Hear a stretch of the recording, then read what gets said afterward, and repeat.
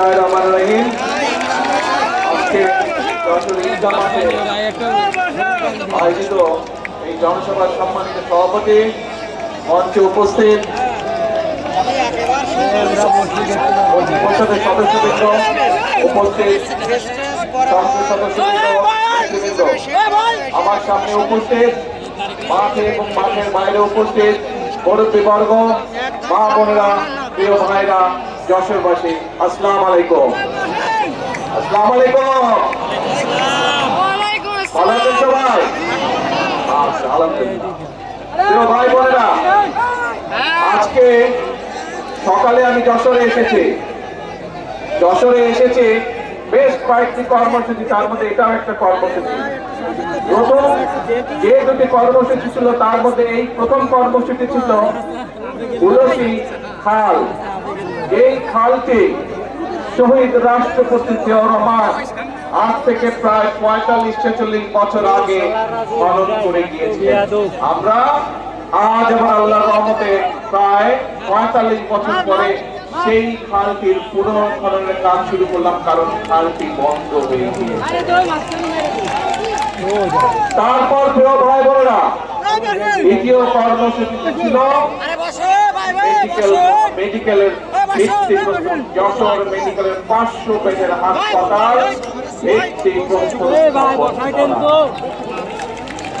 প্রিয় ভাই বোনেরা, 2006 সালে মরহুম তরিকুল ইসলাম সাহেব একটি জনসভায় সেই সময়কার প্রধানমন্ত্রী মরহুমা খালেদা জিয়ার কাছে যশোর মেডিকেল কলেজ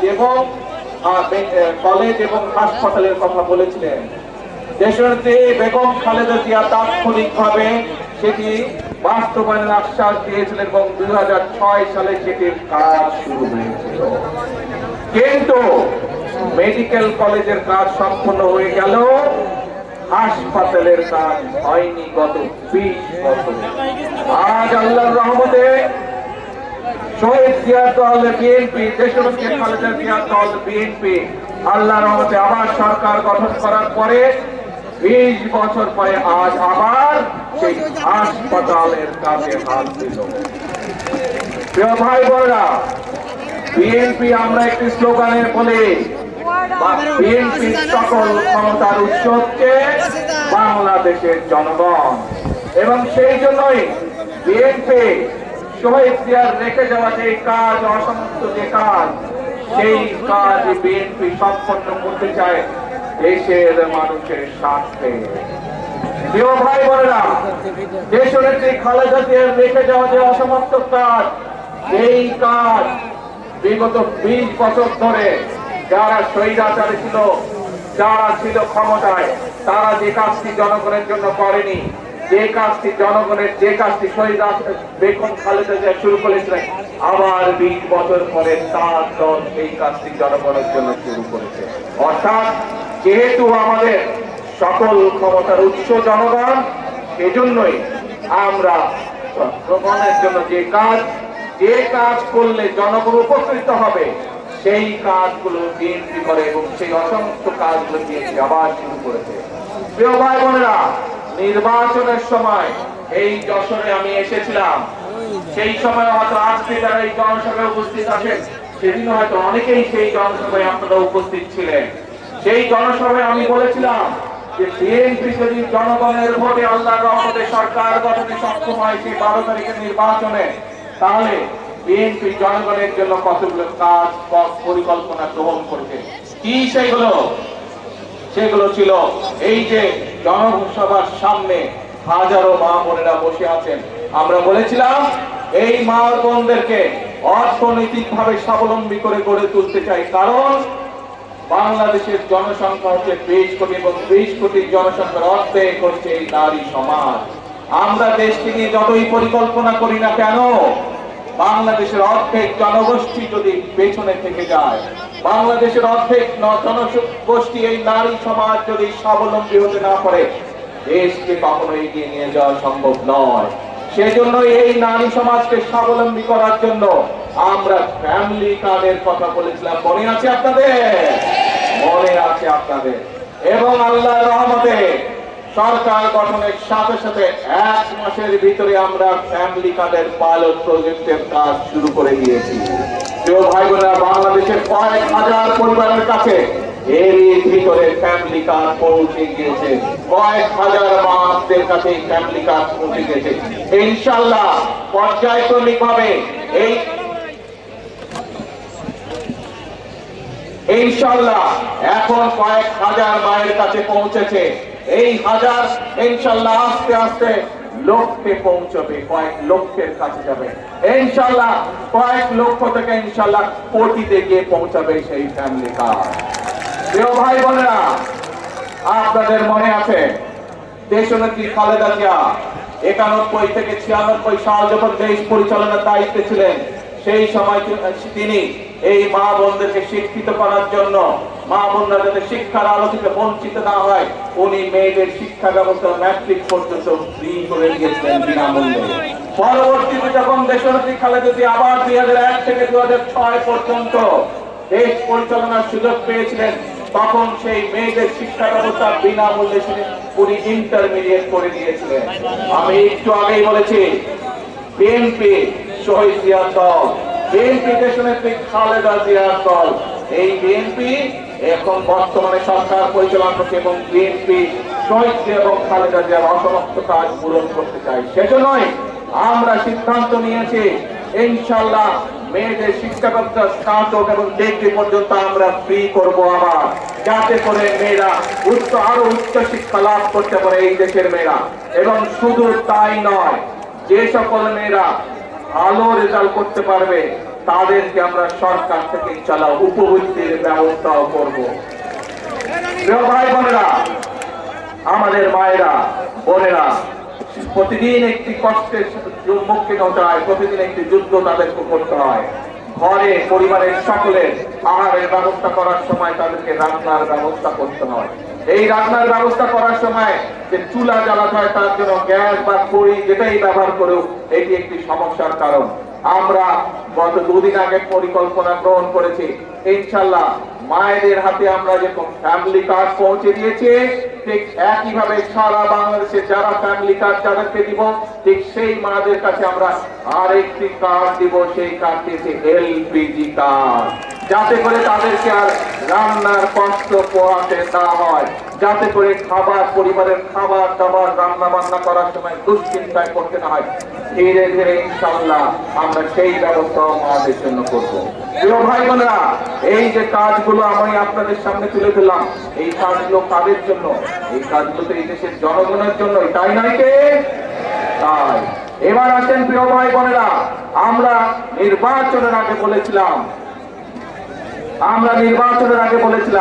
যে বাংলাদেশে মসজিদগুলোর কথাই বলুন, মাদ্রাসা কথা বলুন, বা অন্য ধর্মের যেসব উপাসনালয় আছে, সেখানে যে সকল ব্যক্তিবর্গ আছেন, ধর্মীয় গুরু বা মসজিদের ইমাম বা খতিব বা মুয়াজ্জিন সাহেব যারা আছেন, তাদের জন্য আমরা বলেছিলাম এই মানুষগুলো অনেকেই আছেন মানবত জীবন যাপন করেন। আমরা বলেছিলাম আমরা সরকার গঠনে সক্ষম হলে আমরা এই মানুষগুলোর জন্য সম্মানের ব্যবস্থা করব। আপনাদের দোয়া আল্লাহর রহমতে সেই কাজও আমরা শুরু করেছি। বাংলাদেশের এই মসজিদ বলেন, বিভিন্ন ধর্মীয় প্রতিষ্ঠা বলেন, সেখানে যারা ধর্মীয় ব্যক্তিত্ব আছেন, গুরু আছেন, তাদের সম্মানের ব্যবস্থাও আমরা করেছি। প্রিয় ভাই বোনেরা, আমরা বলেছিলাম বিএনপি সরকার গঠনে সক্ষম হলে পরে আমরা কৃষকদের ঋণের যে 10,000 টাকা পর্যন্ত কৃষি ঋণ ছিল, সেই কৃষি ঋণ আমরা সুদ সহ মওকুফ করব। আল্লাহ আমাদের সরকার গঠন করার পরে প্রথম 7-10 দিনের মাথায় আমরা সেই কাজটি করেছি। 10,000 টাকা পর্যন্ত সমগ্র বাংলাদেশে আমরা কৃষকদের সুদ সহ ঋণ আমরা সরকার থেকে মওকুফ করেছি। সারা বাংলাদেশে প্রায় 12 লক্ষ কৃষক এই সুবিধা ইনশাআল্লাহ পাবে। শুধু তাই নয়, আমরা সমগ্র দেশের মানুষের কাছে প্রতিশ্রুতি দিয়েছিলাম যে কৃষকদের পাশে যেভাবে আমরা মা বোনদের পাশে ফ্যামিলি কার্ড নিয়ে দাঁড়াতে চাই, সরকারের বিভিন্ন সুযোগ সুবিধা পৌঁছে দিতে চাই ফ্যামিলি কার্ডের মাধ্যমে, ঠিক একইভাবে কৃষক ভাইদের পাশে আমরা দাঁড়াতে চাই। যাতে কৃষক ভাইরা ধীরে ধীরে অর্থনৈতিক ভাবে শক্তিশালী ভিত্তির উপর তাদের অর্থনৈতিক ভিত্তি যাবে শক্তিশালী। এই জন্য আমরা কৃষক কার্ডের কথা বলেছিলাম। প্রিয় ভাই বোনেরা, আমরা সেই কৃষক কার্ড দেওয়ার কাজ ইনশাআল্লাহ আমরা শুরু করেছি। প্রিয় ভাই বোনেরা, আমরা বলেছিলাম বাংলাদেশে বহু তরুণ সমাজের বহু সদস্য, বহু তরুণ ছেলে হোক মেয়ে হোক, বহু ছেলে মেয়ে বেকার হয়ে বসে আছে। তাদের হয়তো শিক্ষা আছে কিন্তু তাদের কর্মসংস্থানের সুযোগ নেই। আমরা বলেছিলাম যে আমরা বন্ধ কলকারখানা যেগুলো চালু আছে সেই বন্ধ কলকারখানাগুলোকে আমরা চালু করার ব্যবস্থা করব। আপনারা জেনে আনন্দিত হবেন, এই ব্যাপারে আমরা পদক্ষেপ গ্রহণ করেছি। ইনশাআল্লাহ ধীরে ধীরে বাংলাদেশের বহু বন্ধ কলকারখানা আমরা আগামী কয়েক মাসের মধ্যে চালু করার ব্যবস্থা করব, যার ফলে বহু মানুষ যারা চাকরি হারিয়েছে বা বহু মানুষ যারা আজকে বেকার তারা ধীরে ধীরে সেখানে কর্মের ব্যবস্থা করতে পারবে। এর বাইরেও পৃথিবীর বিভিন্ন দেশে আমাদের যে জনশক্তি রপ্তানি হয় সেই জনশক্তি যাওয়া কমে গিয়েছে অথবা বন্ধ আছে। আমরা বেশ কয়েকটি দেশের সাথে কথা বলেছি এবং কয়েকটি দেশের সাথে কথা বলে আমরা যদি সিদ্ধান্ত তাদের কাছ থেকে পেয়েছি, আমরাও সিদ্ধান্ত গ্রহণ করেছি ইনশাআল্লাহ খুব দ্রুত আমরা সেইগুলো দেশে আমাদের মানুষ যাতে সেগুলো দেশে কর্মসংস্থানের ব্যবস্থা করে দিতে পারে সেই ব্যবস্থা ইনশাআল্লাহ দ্রুতই হয়ে যাবে। সেই ব্যবস্থা আমরা, সেই পদক্ষেপ আমরা গ্রহণ করেছি। এখন প্রিয় ভাই বোনেরা, এই যে বললাম খাল খনন, আজকে উলুশি খাল আমরা করেছি, সেই এলাকার মানুষ এই উলুশি যেমন নাম একইভাবে তারা এই খালকে জিয়া খাল হিসাবেও ডেকে থাকে, নামকরণ করে থাকে। জানেন তো আপনারা, বলেন নাকি জিয়া খাল। এরকম খাল আমরা সিদ্ধান্ত গ্রহণ করেছি যে আমরা সমগ্র বাংলাদেশে আগামী 5 বছরে ইনশাআল্লাহ 20,000 কিলোমিটার খাল খনন করবো। কেন? কারণ এই খালের পানি কৃষক ব্যবহার করতে পারে, তার সেচের জন্য সুবিধা হয় এবং বাংলাদেশের মাটি আল্লাহ তাআলা এত উর্বর করে দিয়েছেন যে সঠিক সময়ে যদি অন্তত পানিটাও দেওয়া যায় তাহলেই সেখানে সুন্দর ফসল উৎপন্ন হয়। এবং আমরা দেখেছি বাংলাদেশের বহু জায়গায় এমনকি উলসি খালের আশেপাশে বিভিন্ন জমি আছে যেখানে অনেক সময় বর্ষার সময় যেখানে চারিদিকে পানি থাকে সেই সময় অনেক সময় কৃষকরা পানি দিতে পারে না অথবা জলবদ্ধতার কারণে অনেক সময় ফসল নষ্ট হয়ে যায়।